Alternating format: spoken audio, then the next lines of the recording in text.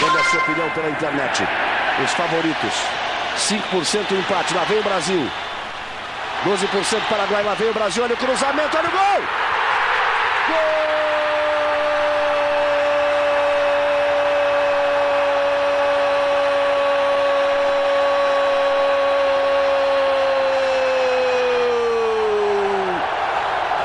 Marcelinho, número 9.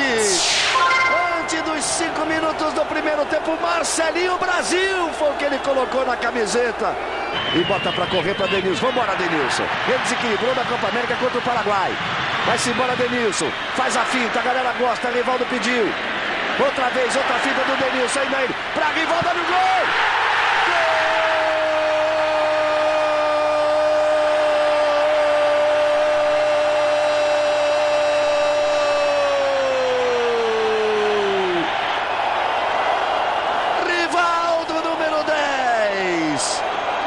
Aos 24 minutos do segundo tempo, Denilson, você tem a cara do futebol brasileiro. Puxa pra lá, deixa ele vir de novo.